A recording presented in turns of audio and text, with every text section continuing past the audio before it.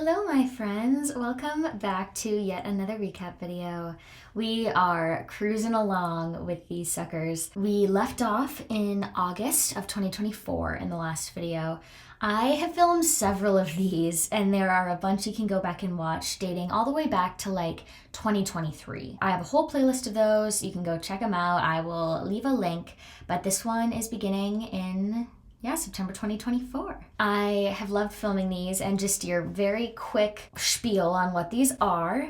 I just kind of wanted to fill you in on everything that was going on in life. In the last couple of years, I used to film these and then I kind of fell off and now we're back into it. Yeah, I'm telling you all about what I was doing for work and my music career and all the media I was consuming, theater and music and movies and TV and books, the things I was doing with my friends and my travel and all of that fun stuff. I think it's really cool to see a little glimpse into what life looks like as a musician and how it isn't all that easy and it's very normal. I think I love seeing those things from my favorite artists being like, oh yeah, you are a normal person living a normal life. And so that is something I've always tried to display. Yeah, this is me showing you what I've been up to. Let's jump into September of 2024. In the fall of 2024, I kind of was just falling into this rhythm because I had spent that whole summer really resting and relaxing after spending 3 months in Amsterdam and then going on tour. In September and October, around that fall, I was like, all right, I gotta maybe start thinking about being a functioning member of society again. I was starting to get a little stir crazy, and those like 3-ish months of rest were really awesome, but it was time to get back into it. I continued to sing on the worship team at my church, which is very fun and a great way to practice singing with in-ears and singing with a band. I haven't had a chance to practice those things since I left that church to move to Nashville, so it was definitely something I was very grateful for to have the experience in. I also started a book club with my friends from church, some of the young adult girls there. There were like 8 of us. We would pick a different book every month and all get together at my house and talk about it, and it was kind of a slow start. Not everybody was reading the books, but we picked some bad ones off the bat. So that was the first month that we decided on a book, and our first meeting was in October, so I'll tell you about that then. But it was fun to kind of have a project to read with my friends. We were all reading and talking about the books we were reading anyway, so it was fun to kind of come together and do that, and I miss it. I feel like I don't have time for a book club now, but I don't know. It's been on my mind. I've thought about joining one. I was driving my sister to and from her boarding school. We were living on Cape Cod and she was going to boarding school in Natick, Massachusetts. She would come out to Cape Cod on the weekends and my parents would pay me a little bit to drive her back to school at the end of the weekend, which was an easy gig, and it was just hanging out with her, and then I would listen to a musical on the way back. It was easy peasy. But there was one time when I was driving her back, we were maybe 5 minutes from her school and I got a flat tire for the first time. And I did not know what to do about it, and I was over an hour and a half away from home. They would not let me stay at her school for some reason. I think they had like some theater troupe that was doing an event at her school and they were using all of the guest bedrooms and they wouldn't let me sleep in my sister's bedroom for some reason. I had to get a hotel and then take my car in the next day to get it repaired. And then of course, since I had never had a flat tire and I was at like 30,000 miles, something like that, they were like, yeah, we need to replace all your tires because the tread depth on the one we'd replace won't match the rest of them and it'll screw up your car. So I got to spend a nice big chunk of money on my tires, and my parents did help me out, but that was a whole experience that I did not enjoy. That's owning a car, and I am very lucky that I do, and my parents gifted me the car, so the fact that I am just responsible for the $800 tire replacements is all right with me. That was kind of all that really happened in September of 2024, but I definitely was writing some music, listening to some music, watching some movies, reading some books, so let's talk about that. For movies, I watched 5 movies that month, which feels very pathetic to me now because I am much more of an avid movie watcher these days. I watched A Family Affair while I was cooking one day. I didn't pay a lot of attention to it. I don't think I could tell you anything about that movie. I think Joey King was in it. Usually Joey King movies are very passive watches. I watched I Used to Be Funny with my sister. It was really kind of funny because We both were like, we do not want to watch something A24 indie moody tonight. We just want to watch something purely funny, just purely in its lane genre-wise. And then we landed on this super like A24 vibe movie. I think it was fine. I love A24 when it uses its discomfort and its emotional dysregulation to prove a point. And sometimes it just uses those things to exhibit the stasis of humanity.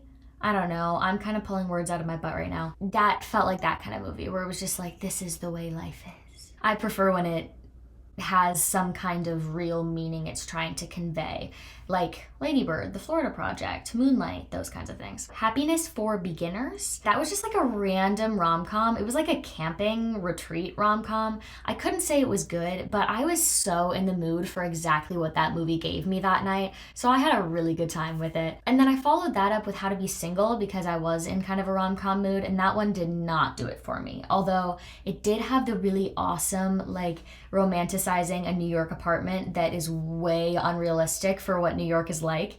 You know, Dakota Johnson's just sitting out reading the bell jar on her fire escape and drinking wine, and it's like, geez, why would you ever do that? But it's really fun to watch in a movie. But the movie itself sucked. The way I wrote down all these things in my notes was, if I could put it in Letterboxd, it went in the movie category. So my family and I watched The Perfect Couple, which was, I believe, a limited series. And I remember that being fine. My family loves a good, like, mystery, twisty, like, I want to say thriller, but, like, not really thriller. Like, as soon as you get the teensy bit of horror, it's out. But we love kind of a, what's happening here, what's gonna happen, because, you know, we love Succession and White Lotus and all that. Yeah, I think my parents enjoyed it more than I did. It's very Cape Cod-y. As we all know, I'm not the biggest Cape Cod fan. For music, I got really into Laura Marling. I had listened to her song Patterns and got super obsessed with that. And her music really just made me feel sophisticated. Even talking about it now, I'm like, I think I need to get back into her music. It's so good. Ash put out her new album, and I really liked that. The Devil Herself is a great song. When I heard that the first time, it kind of blew my mind a little bit. Those were my main music things that month. I read the book Compared to Who by Heather Creekmore, which is a random pull, but I was feeling a little bit uncomfortable in my body and wanted to read something about, I don't know, self-confidence and being comfortable in your body and not feeling like you have to change it.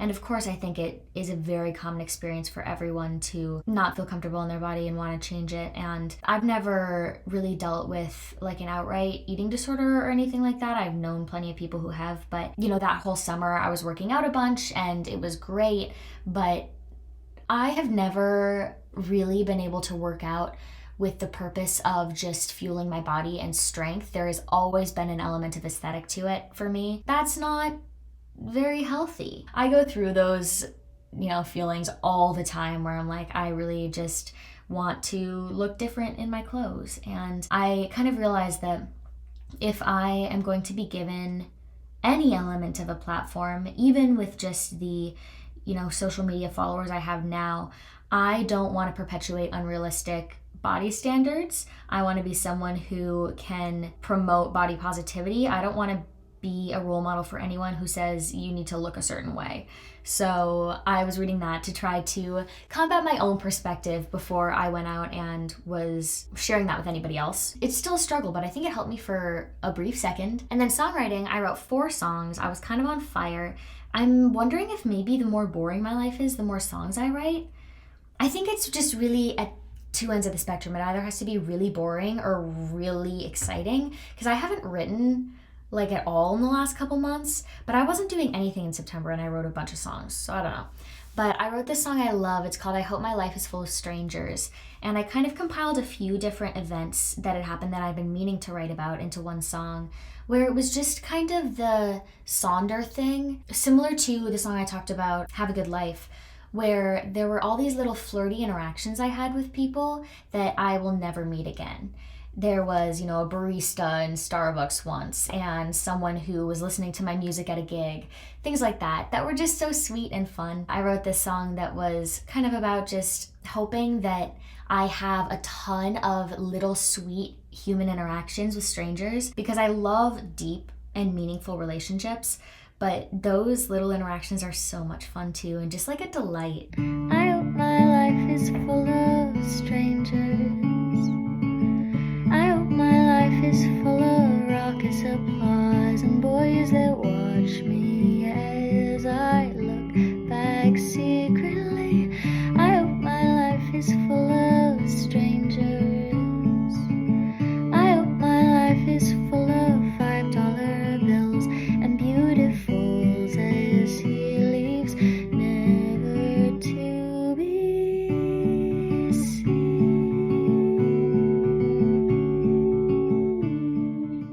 I wrote the song Margo, which is about my favorite bakery in Amsterdam.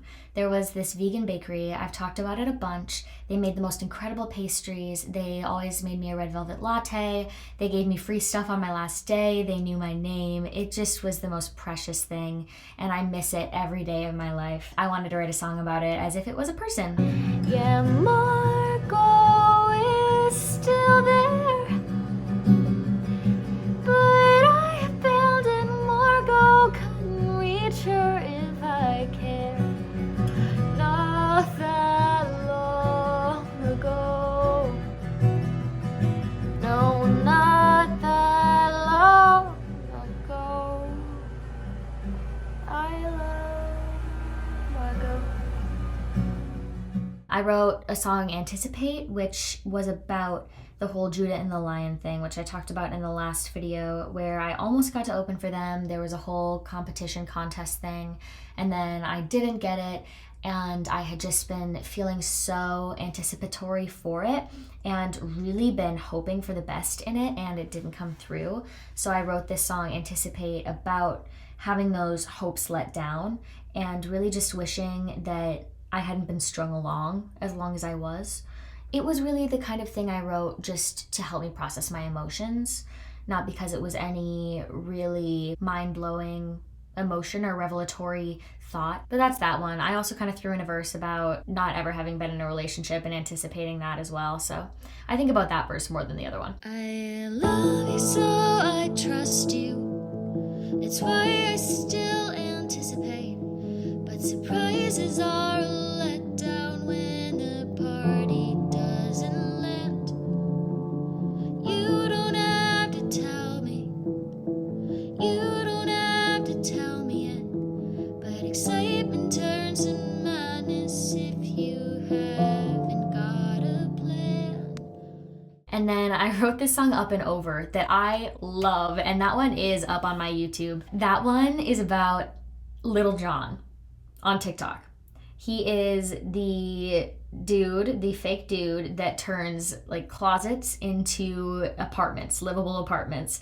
And I made up this whole story for him where he fell in love and he and his partner moved in together, and he wanted to make a beautiful apartment, but she didn't feel comfortable living in this tiny little space. And so he said, I'll fix it. And ultimately he discovered that the apartment wasn't the problem, it was him, and that's why she left. And there was nothing he could do, nothing he could build to win back her love.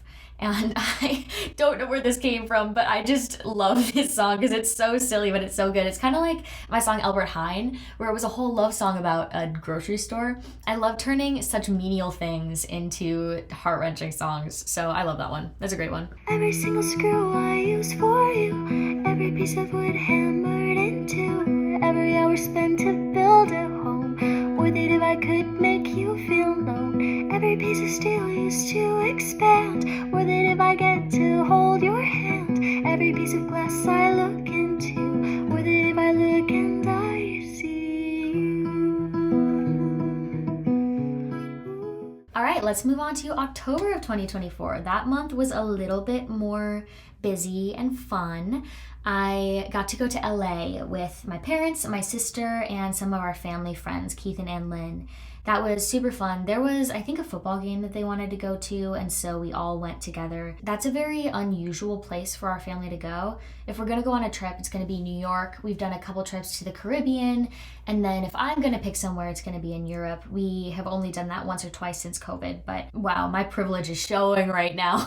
I'm very lucky. My parents, they have done what they can to encourage me to create my own stability, and so I do work for myself, pay my own rent, I pay for all my own trips and everything, but I wouldn't have been able to get to this place without the privilege that I had with them raising me in such a way that was affluent, I suppose. So yeah, I am very lucky. Yeah, my sister and I spent a day together. We were walking around Ventura Boulevard, while our parents were doing their football thing and whatever. So we did some shopping. We went to that really cool Barnes and Noble. I don't know if you guys know it. That's like in an old movie theater or something. Oh, it was cool. And that street is so fun. There was like a vegan spot or coffee shop or whatever, and Gorgiana. And we went to the Universal Studios like outside area. I don't know what they call it, but we went and saw Saturday Night, which I will talk about.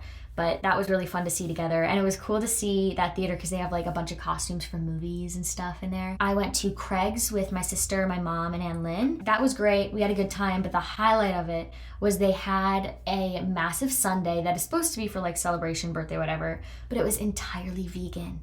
And my mom is dairy free and I'm vegan, and we were so excited. And we kind of started a train too because it's like has a massive candle. They're like, what are you celebrating? And we're like, there being a vegan sundae on the menu. A bunch of people started ordering it too. So then the whole restaurant had this massive vegan sundae. So we were trendsetters. My whole family and I went to Disneyland together, which was super fun. It is kind of contrary to my family's personalities. My mom really likes roller coasters, and my dad and my sister are not as big of fans.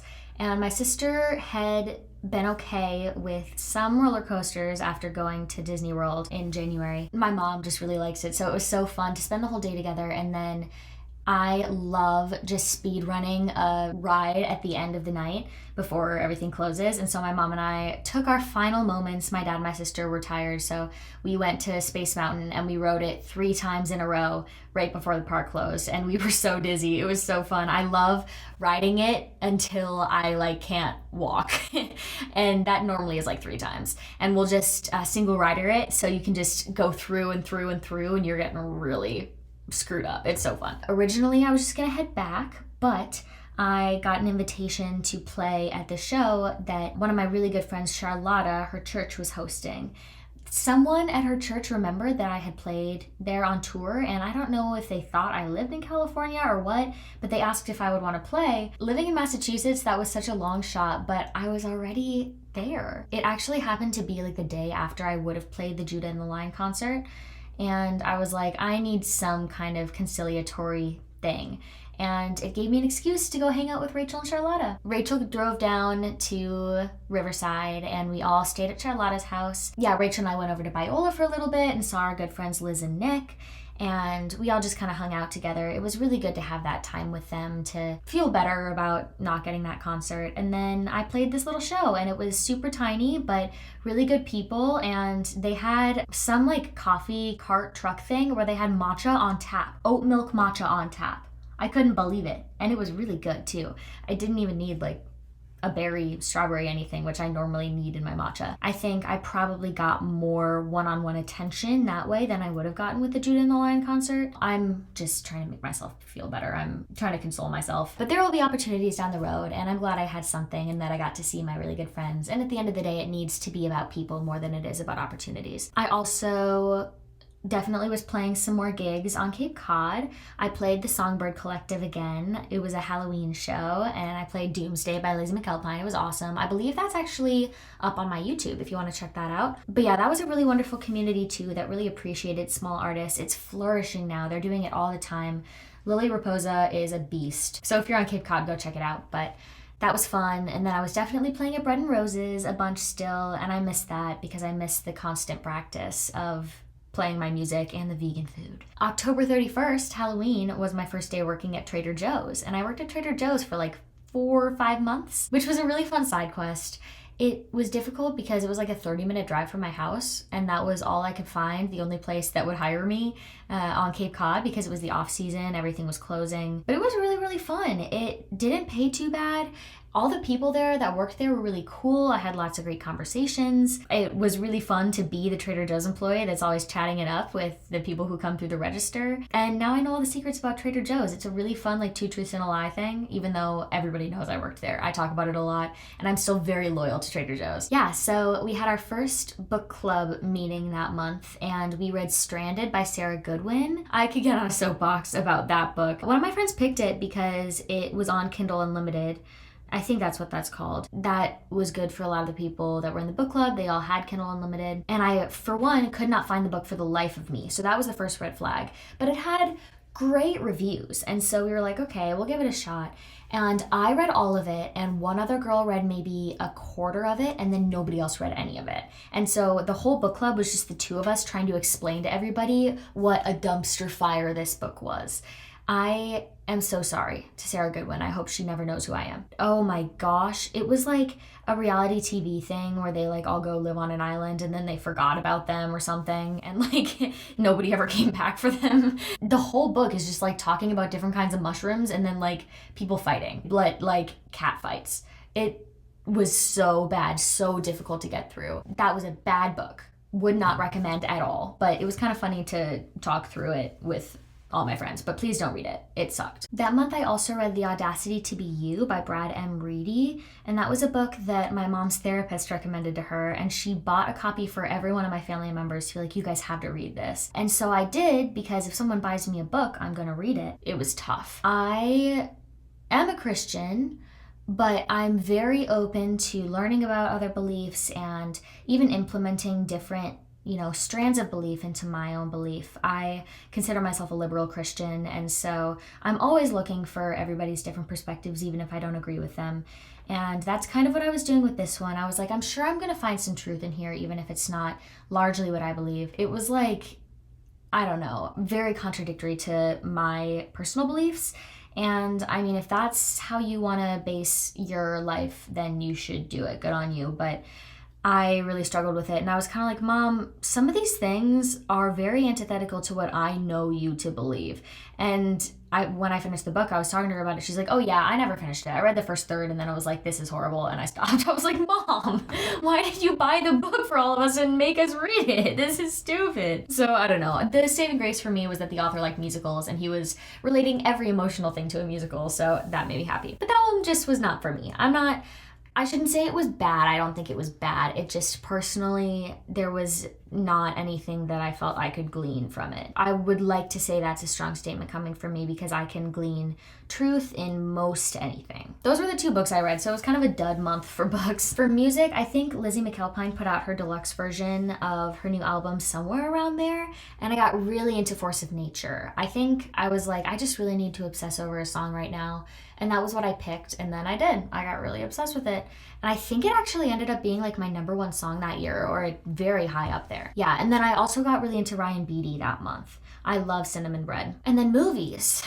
I watched Coraline on the flight to LA. I wanted to watch something spooky for Halloween, and I had never seen it. I am not a big fan of that kind of like animation style. I can't remember if it's like claymation or what it is.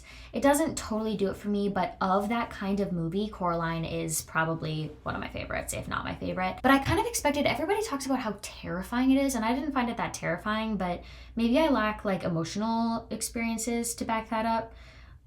I don't know why people are scared of it. I do get the Other Father's song stuck in my head all the time though. Saturday Night that I saw with my sister is such a good movie, especially if you like Saturday Night Live, which I do. I have been watching Saturday Night Live with my family for years and years and years and years, and I just really love it. So watching that was so fun. And man, that movie does the fast-paced thing so well, where it's just tense and crazy, and relational dynamics and everything's happening so fast, but you can watch it all come together at the end, and it's so cool. And great acting performances too. Rachel Sennett, Andrew Breath Feldman is in it.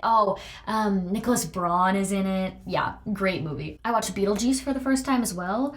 Not as big a fan of that one. I had seen the musical twice already. The movie just kind of felt like icky to me. I don't know. I don't love that kind of movie. The musical definitely is more of a spectacle, so I like that better. I watched Woman of the Hour, which I feel like definitely fell into the spooky thing. Everybody was talking about that for like a week, the Anna Kendrick thing. And it was your very stereotypical like men suck kind of movie. But yeah, and then my family and I watched A Simple Favor, which was pretty trash. I was listening to a podcast yesterday where it said that A Simple Favor was Blake Lively's best performance she's ever done. And like, maybe. Let's talk about November 2024. So November was the month that I got to take my birthday trip with my mom. I mentioned this in the previous video, but for my birthday last year, my parents, or I guess 2 years ago, wow, they let me choose a place to go on a trip with each of them. And I went to New York with my dad pretty much right after my birthday, but with my mom, we waited until November because I wanted to go to London. And that was so fun. My mom's always complained that my dad gets to do all the fun trips with us and she just has to like be the mom. And so I wanted to pick the fun place to go with her. Not that New York isn't fun, but it's usual for us. It was a shorter trip. We got to go to London and saw a bunch of theater, and my mom is not as much of a theater nut as I am, but she can get into it. Unfortunately, the shows we saw were not like the best ever. We saw Guys and Dolls, which I had never seen, so I'm glad we got to see that. And the way that they set it up was cool because it was like, we sat on the outside, you know, in the seats, but they had like parts of the stage that would move up and down. It was like a whole sort of in the round thing, but they had people standing on the floor and they were like ushering them to the side, and then like parts of the stage would rise up and that's where the action would take place. It was kind of cool, but as a show, mid. We saw Harry Potter, which I had never seen. That was a whole experience because, you know, it's like super, super long. I don't think it needed to be that long. I think that anybody who's really obsessed with Harry Potter would appreciate its length, but I'm not one of those people. I read the first 4 books when I was younger, and then with the 5th book, I just could not get through it. I was so bored. So I have been meaning to get through them again and to actually try as an adult, but I had never seen the play and I wanted to, and the effects in that show are so cool. When the Death Eaters came out, wow, really cool. But that's kind of all that show had going for it, in my opinion. We saw Starlight Express. I knew nothing about that show ahead of time. The roller skating stuff is really cool. The way the theater was set up was really cool because they're roller skating all around you. The ability to roller skate and dance and sing all at the same time is so impressive. But the source material is ass. It's really bad. Andrew Lloyd Webber has his hits and he has his misses, and that was a miss. But it was kind of fun to laugh at. My mom and I still joke about that. And then we saw Cabaret, which obviously I love. And I wanted to go see it again because it's so good, and my mom had never seen it, but my mom had a really hard time with that. Now, our first mistake was that we sat in like the side box seats, and we had people interacting with us the whole show, like actors coming up and like talking to us in character, and my mom did not know what to do with that. I think my dad was going through like some important interview, so she was kind of checking her phone the whole time because she was stressed out about that, which like it was an important interview. And then also, we saw that right after the presidential election. So that was tough. And I obviously, that was my like 4th or 3rd time seeing it, I think. So I was very used to it at that point and had a really good time. But I had less of a good time watching my mom watch it. It was much easier to see that show with my dad than with my mom. But yeah, kind of weird shows that we saw. London can have really, really great shows and it can have mid shows. And I feel like the really great ones are like the not very long running ones, oddly enough. One day I'll live there and I will see every show they have and it will be wonderful. Yeah, other than that month, I went to the Little Women Hill where Lori's like, it's no use, Joe, we've got to have it out. I've loved you ever since I've known you, Joe. And that is like 2 hours north of where I lived, and so I would drive up there and just go myself and look at the fall leaves and do that tiny little hike myself. And I went there, I think for the 3rd year in a row. It was great. There were actually cows getting out of their enclosure, and that made me laugh. And continued to work at Trader Joe's and sing on the worship team. And that was about it. For our book club that month, I read The Invisible Life of Addie LaRue by V.E. Schwab, and that was one of the best books that we picked. I really liked that book, and there's a part of that book where the guy has a mug rack in his apartment where he's got all these mugs up and tells Addie to pick whichever one is like reflecting her mood that day, and that is something I've aspired to ever since I read that book. So I'm currently looking on Etsy for the mug rack I'm gonna get. My mom interior decorated my apartment when I moved to Nashville, but she did not like that idea, so she didn't execute it. There were like 1 or 2 things where she was like, if you want this, you gotta take care of it. I'm not setting this up because I don't like that idea. So more power to her, but I'm very excited to implement that because I collect collect a bunch of mugs. I have a theory that having unique mug collections skips generations because my mom is like a one mug person. She wants all the same kind of mug, and I want as many unique mugs as I can get. We're working on that. I'll let you know when that gets accomplished. For music, I was listening to almost exclusively Ellery Ward. She does folky covers of Sondheim songs, and man, Not a Day Goes By was the one that I just played on repeat, and I actually would like get so into her version of that and act it myself in the car while I was driving that like I made myself cry a few times. But yeah, her stuff is just so good and her voice is beautiful, and she, I believe, is writing her own stuff now and writing her own musical. For movies, I watched Madam Web on a plane. I had to know what the fuss was about. It was really awful. You could definitely tell, was all of these actresses doing this movie so that they could gain leverage for other movies. And the villain really sucked.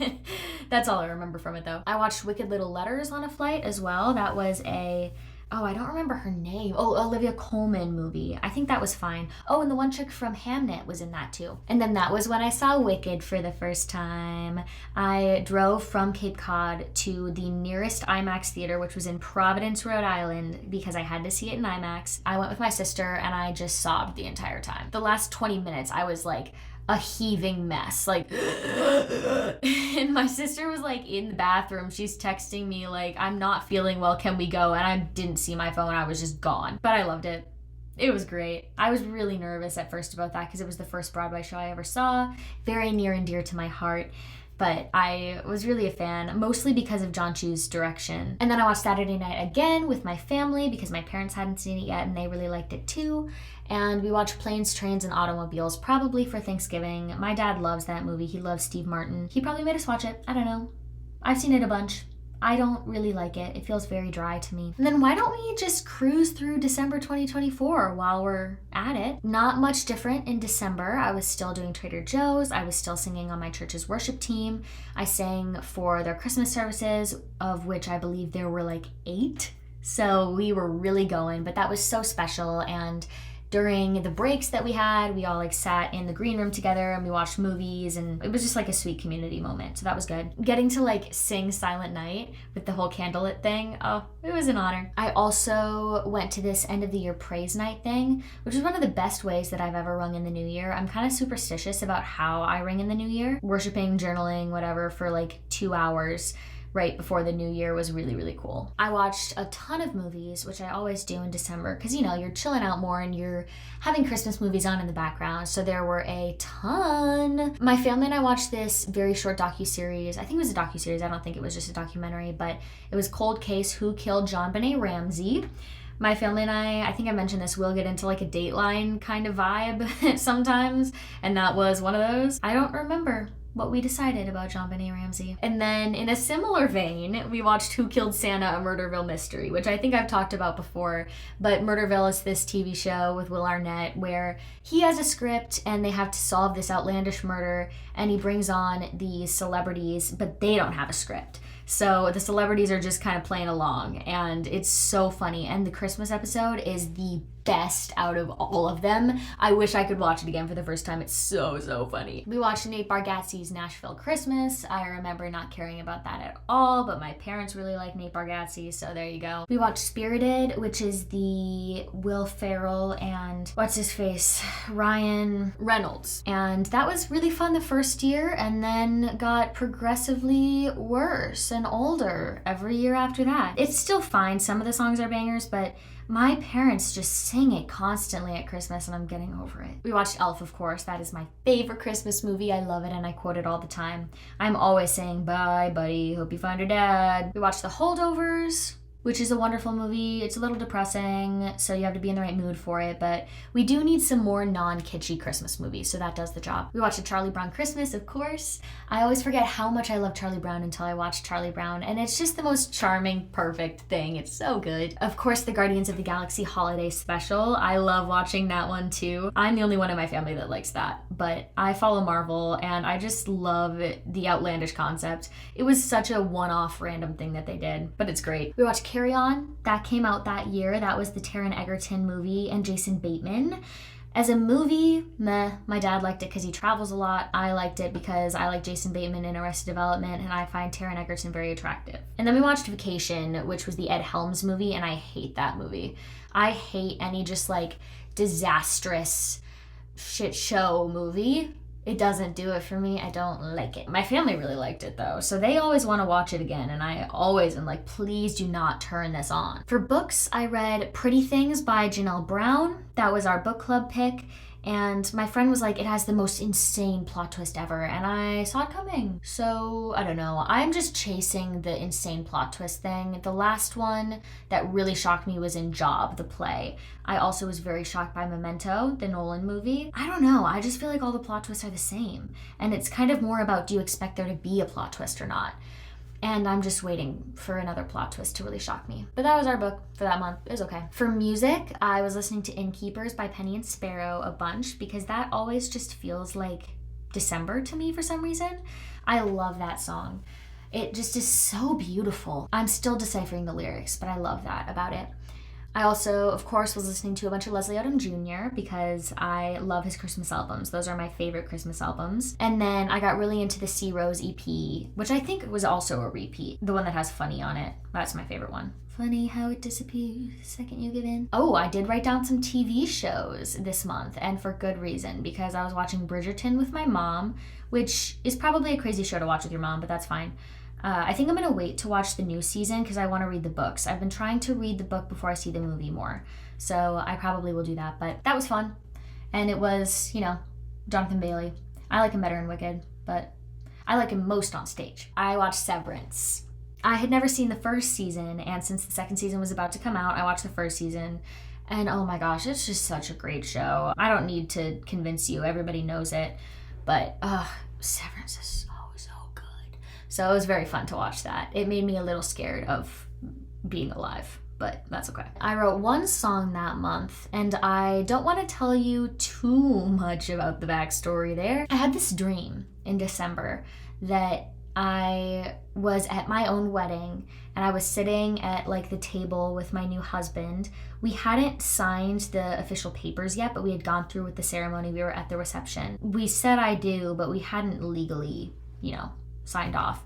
And I'm sitting there holding his hand, and I look up at him, and he's like, I'm looking at his hand, and he's like covered in tattoos, right? And I think tattoos are cool, but I've never imagined myself as someone who's like covered in tattoos. I look up at him, and I'm like, I don't know who this man is.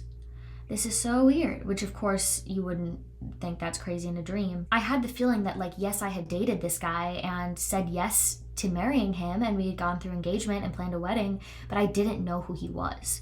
So it was like some other version of me has vetted this guy and approved it, but I don't know who he is. The conversations we were having were really deadpan, not the kind of thing you would expect to talk about at your wedding, just lacking passion. It started to rain, and I went under this awning. My new husband disappeared, and there was this little kid who was like, "You're all wet." And I was like, "Yeah, I don't mind it. It's okay." My hair is getting wet and my makeup was kind of getting wet, and I think it was sort of like a refresh thing. I called off the marriage in my dream. So I woke up from that dream feeling really weird because I was like, is there a world in which I can marry someone and not really know them? I have always been a romantic, and I always kind of had maybe low standards for the amount that I knew someone, because if I loved them enough, that didn't really matter.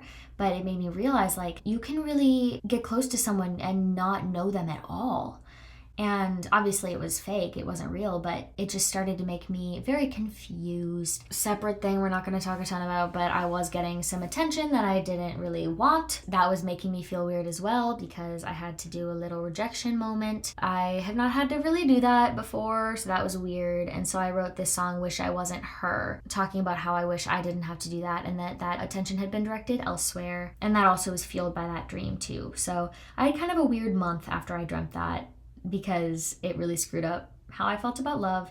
And I've had a couple of those moments in the last 2 years that have lasted for just a little bit, which is substantial to me because before that, ever since I was 13, it's been kind of a constant I want to be in love, I want to be in love, I want to be in love. And then there's these weird moments where it's oh, like, what if I don't really know them? Or like, what if they change beyond something I'm able to handle? Maybe I'm starting to think about love in more of a mature, realistic way. But this isn't the time. I'm not the one for you. I'm happy that you asked. I don't want to reply. You handle this with class. I want to shield my eyes. You should get someone great. But I can't make this work if you would call this fate. I wish I was in her. I wish I was in her.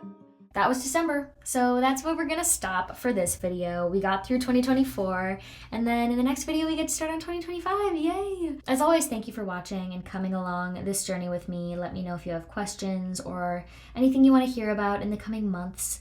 I'm excited to get back to making some music for you. It will be only a matter of time, but I appreciate you hanging around and being part of all of this with me. All right, I'll see you in the next video.